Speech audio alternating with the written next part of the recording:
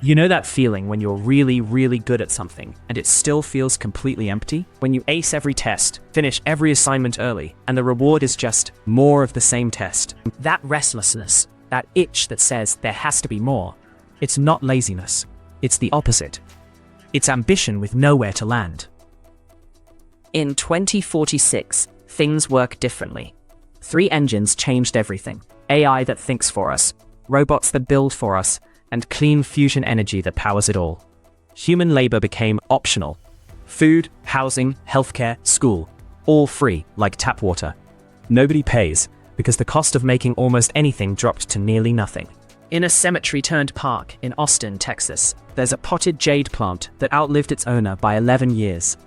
The groundskeepers kept it alive, not because anyone told them to, but because it felt wrong to let it go. It belonged to a retired math teacher named Gloria Watts. Nobody remembers what she taught. Everyone remembers the plant. Connie Okafor Reyes is 11 and already bored of being brilliant. She finished the school's entire math curriculum at 9. Most people her age are still doing civic service prep.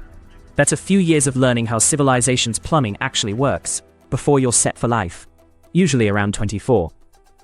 But Connie isn't most people, and set for life sounds to her like a very comfortable cage. Here's how life works now. 90% of what you need is just handled. That's called the foundation. The other 10%, that's the ascent, where you push yourself because you want to, not because you'll starve if you don't.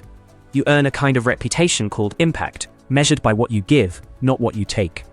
And Connie's problem is that she hasn't figured out what she wants to give. Then, the park's algorithm made a decision.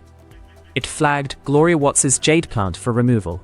Non-native species, suboptimal resource allocation, Zone C priority, pollinator-friendly ground cover. Efficient, logical, and it felt completely wrong. Connie found the removal order on the public ledger. Every decision the system makes is visible to everyone, no exceptions. She stood there staring at the jade plant and thought, this is stupid. Not the algorithm. The algorithm was doing exactly what it was designed to do. What was stupid was that nobody had told it why this plant mattered. So, Connie did something she'd never done before. She filed a Civic Override, the right any community member has to challenge an algorithm's recommendation when it misses what matters, at 11. The system didn't care about her age, it cared about her argument. She wrote 3 paragraphs. She explained that Gloria Watts' plant wasn't a resource allocation problem. It was a memory, a neighborhood's quiet way of saying someone was here, and she mattered. The review council, strangers from 3 different communities, chosen specifically because they'd see it from different angles, read her case. They agreed. And here's the thing Connie didn't expect. Saving a plant didn't feel small. It felt like the first real thing she'd ever done. Not a test with a right answer. A choice with something actually at stake. That fear, that abundance kills ambition. That if you hand people everything, they'll just stop trying. Connie is the answer. She didn't fight for that plant because she had to. She fought for it because she finally found something worth fighting for. And that's the question this world keeps asking, long after job titles disappear. Not what do you do for a living, but what do you do because you're alive? Maybe ambition was never about scarcity. Maybe it was always about caring. About something, anything. Enough to raise your hand and say, this matters, and I'm the one who's going to prove it. That's the world Unscarcity imagines. Not a world without ambition. A world where ambition finally gets to be about something real.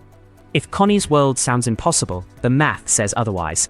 The AI at unscarcity.ai can walk you through it. Or grab the book on Amazon and see for yourself.